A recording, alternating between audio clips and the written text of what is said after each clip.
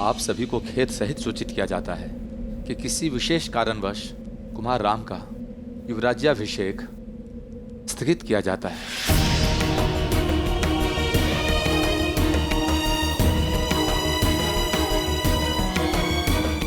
अचानक ऐसा क्या हो गया? ऐसी क्या बात है जो हम सबसे छुपाई जा रही है?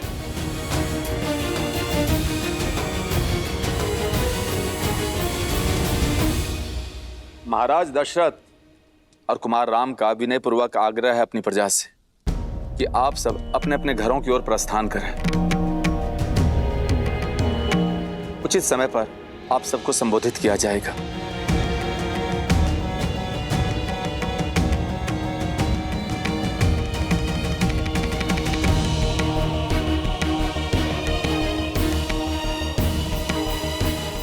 सुमंत्र जी, क्या बात है? सब ठीक तो है ना? क्यों बुलाया राम को महाराज ने? क्या हुआ है वहां? आप मौन क्यों हैं? सत्य बताइए सुमंत।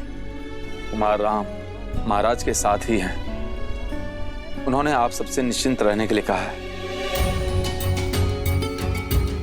मैं स्वयं उनसे मिलकर आती हूँ। जी माँ, चलिए। ठहरिए।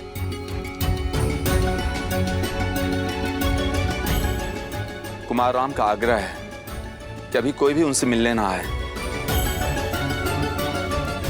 कुछ समय में वे स्वयं आकर आप सबसे बात करेंगे, आपको सब कुछ समझाएंगे। किंतु बात क्या है सुमंत?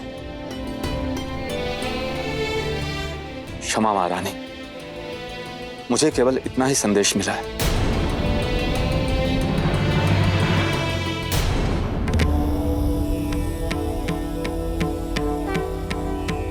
क्या सोच रही हैं देवी? यही महादेव कि जीवन ऐसा क्यों है?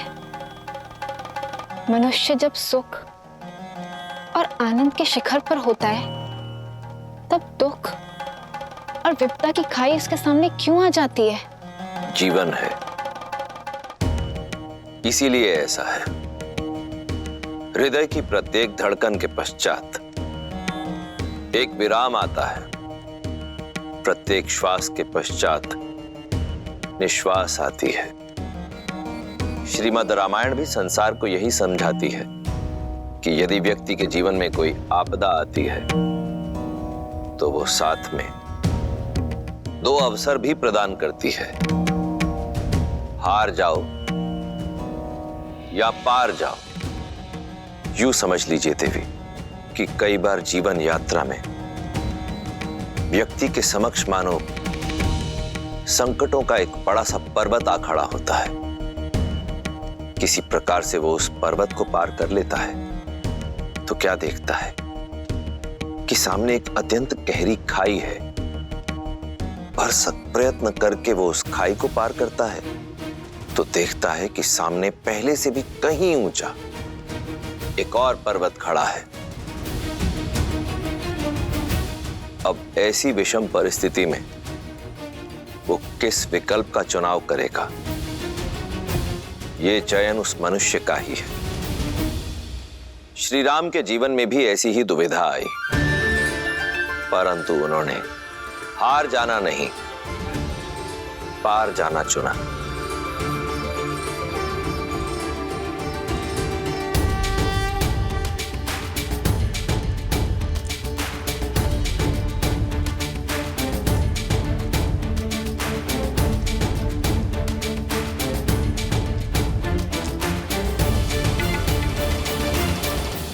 ना जाने किसकी कुदृष्टि लग गई। इतने उत्साहित थे हम कुमार राम के युवराज अभिषेक के लिए। कुदृष्टि लगी तो है, उतर भी जाएगी। देखना, शीघ्र ही कुमार राम के सिर पर अयोध्या का मुकुट होगा। कितनी झूठी आशाएं बांध रही हो। अरे अयोध्या का मुकुट तो क्या, अयोध्या के मिट्टी का कण भी नहीं मिलेगा तुम्हारे राम को। शुभ अवसर पर कैसी बातें कर रही हो मंत्रा काकी? हाँ, लगता है वृद्धावस्था में आपकी बुद्धि खेल रही है आपके साथ। मेरी बुद्धि नहीं खेल रही है, बल्कि ये सब मेरी बुद्धि का रचा हुआ है। राम नाम जपने वाली कैकेयी के मन में पुत्र मोह जगाया है मैंने। महाराज से अपने दोनों वचन मांगने के लिए विवश किया है। तुम सब देखना, अति शीघ्र मेरा भरत अयोध्या का पहले युवराज बनेगा और उसके बाद नरेश। और तुम्हारा वो राम है ना, वो बनेगा वनवासी। इतना बड़ा षड्यंत्र रचा तुमने। नर्क में जाओगी तुम, नर्क में जाओगी, नर्क में जाओगी तुम, नर्क में। हट! अयोध्या की प्रसन्नता को निराशा में बदल दिया है तुमने। निराशा नहीं, ये तो मेरे वर्षों की आशा है जो शीघ्र ही पूरी होगी। और अति शीघ्र भरत का सूर्य उगेगा और राम का सूर्य डूबेगा।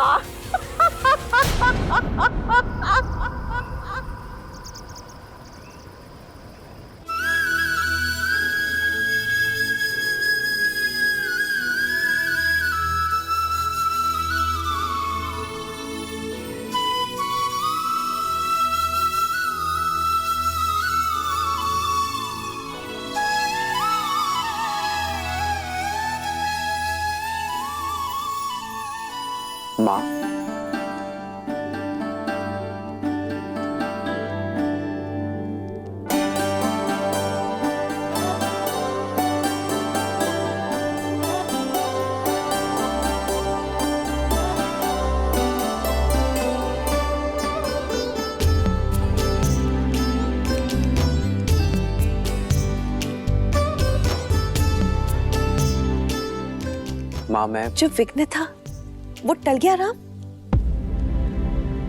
हाँ माँ,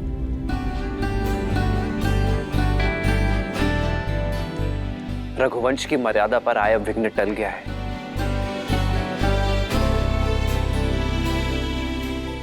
युवराज अभिषेक होगा, आपके पुत्र का ही होगा माँ।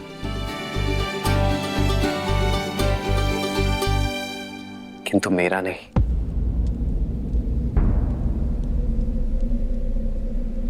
मेरे भाई भरत का होगा।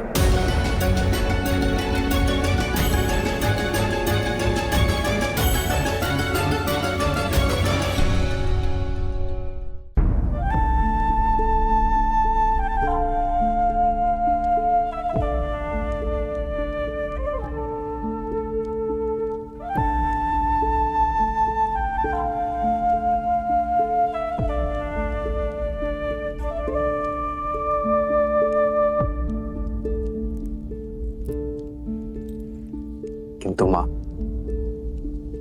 अयोध्या के राज सिंहासन से भी बहुत बड़ा वरदान मिला है मुझे।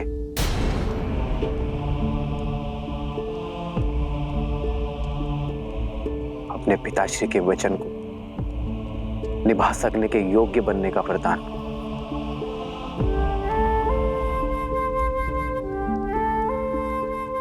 मां कैकेयी की इच्छा को पूर्ण करने का वरदान। रघुकुल की रीत निभाने का वरदान। पितामह हरिश्चंद्र के पथ पर चलने का वरदान। और सबसे बड़ी बात मां, संतों की सेवा करने का वरदान। उनसे उचित ज्ञान और सीख पाने का वरदान। और ये वरदान क्या है आर्य?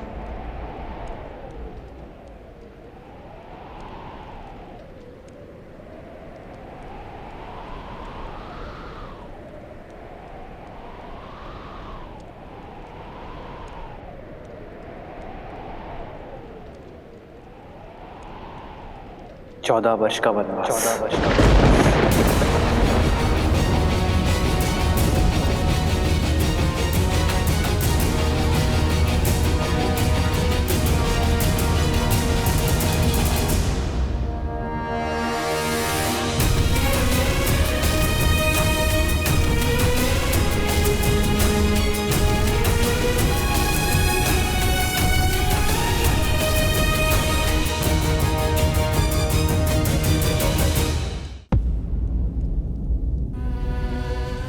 होने के नाते कैकेयी ने अपने पुत्र भरत का सोचा। ठीक है, लेकिन मेरे पुत्र के साथ अन्याय क्यों? तुम तो उसे प्रेम से मां पुकारते थे ना राम। चना नहीं, चन्नी से ज्यादा माना था तुमने उसे। सदा सदा मुझसे पहले तुमने उसका आशीष लिया और उसने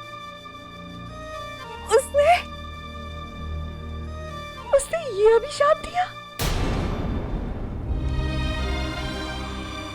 इतिहास कभी क्षमा नहीं करेगा उसे, ना मैं कभी क्षमा करूंगी। मैं नारायण से प्रार्थना करूंगी। नहीं,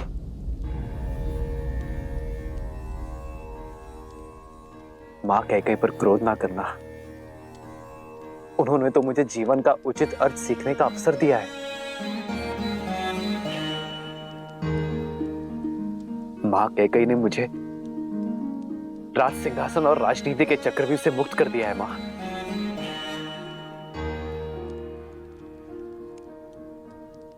मेरा भरत, मेरा प्रिय भरत अब राजा बनेगा। मेरे सारे दायित्व, राजमुकुट का बोझ अब भरत संभालेगा। मां,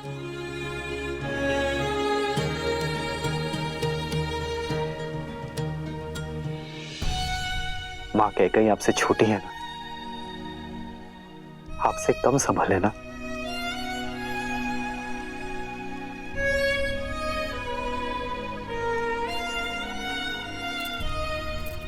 सब वरदान तो पा चुके हो राम, आप मुझसे क्या चाहते हो? मुझसे वो मत मांगना जो मैं तुम्हें दे नहीं सकती।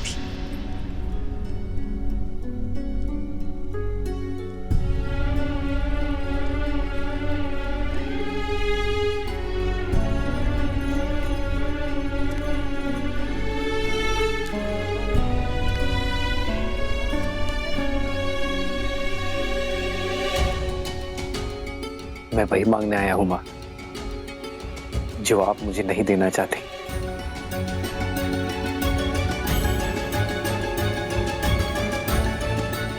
अनुमति, वन में जाने की।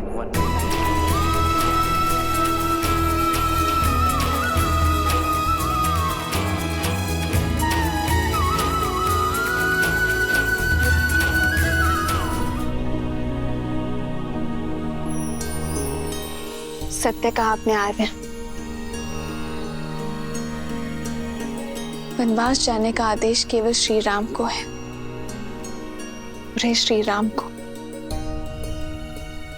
पर ऐसे में यदि आप अपना आधा भाग यहाँ अयोध्या में छोड़कर चले जाएंगे, फिर आप रघुकुल की मर्यादा कैसे निभाएंगे आर्य? प्रारब्ध से बड़ा संबंध वो है जिसमें हम जुड़े हैं आर्य। यदि मैं शरीर हूं तो आप आत्मा है, और ऐसे में हम भिन्न भिन्न कैसे रह सकते हैं आर्य?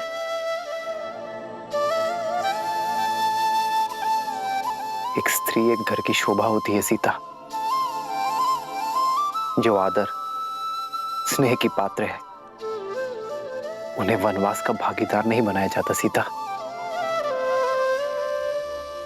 अयोध्या का वैभव छोड़ वन के अभावों में तुम कैसे रहोगी सीता? मेरा वैभव तो आप है आर्य, और संबंध ऐश्वर्य या अभावों से नहीं, प्रेम और भावों से तोला जाता है।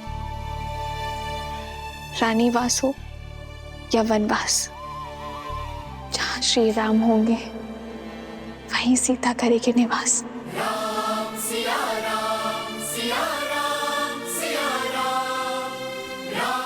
इस मार्ग के हर पग में तुम्हें दुख के कांटे मिलेंगे सीता।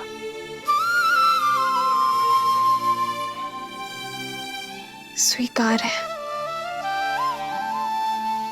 पर आपके वियोग के शूल नहीं सह पाऊंगी मैं आर्य।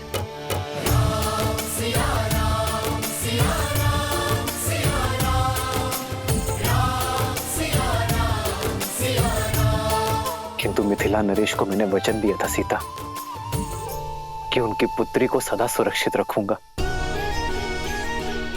माता सुनैना को भी आश्वस्त किया था मैंने कि उनकी पुत्री को कभी दुख नहीं दूंगा। अगर तुम्हें वनवास ले गया तो उनका सामना कैसे कर पाऊंगा मैं सीता? वही तो दशरथ नंदन, वन जाकर आप अयोध्या में मेरी रक्षा कैसे कर पाएंगे? और संतों के संग से मुझे वंचित करके दुख दे पाएंगे आप?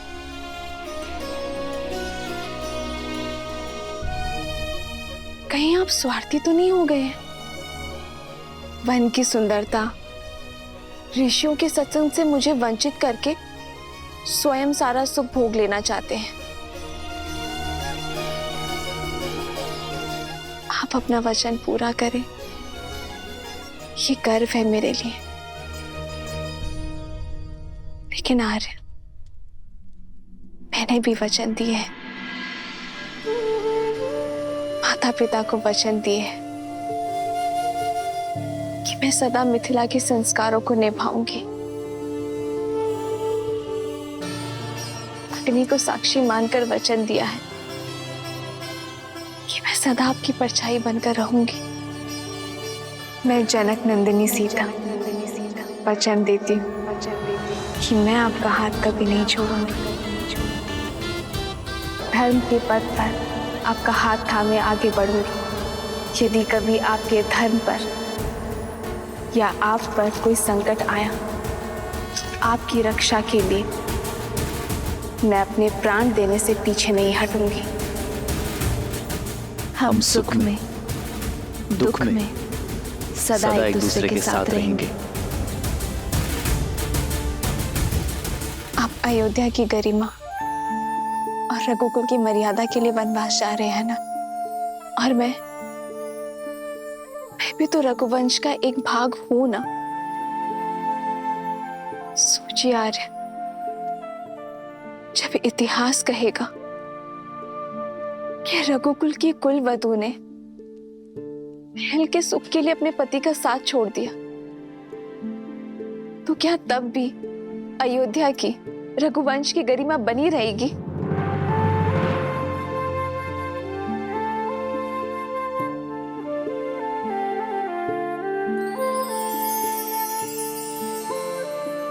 निरुत्तर कर दिया तुमने मुझे सीता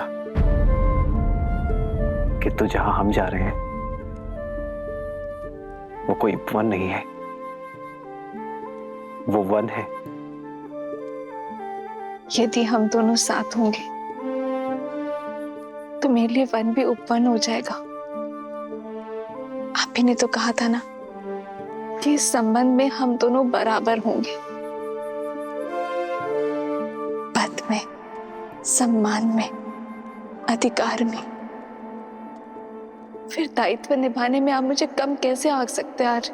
एक है पौरुष, एक समर्पण, एक है रूप तो दूजा दर्पण।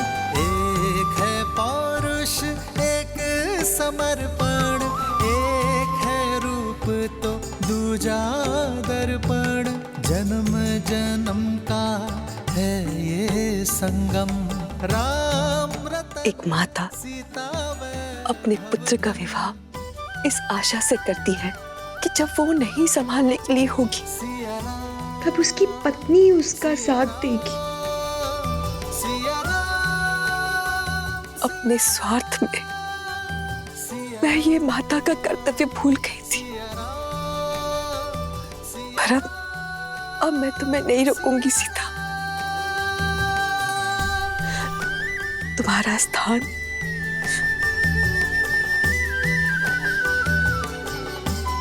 मेरे राम के साथ ही है।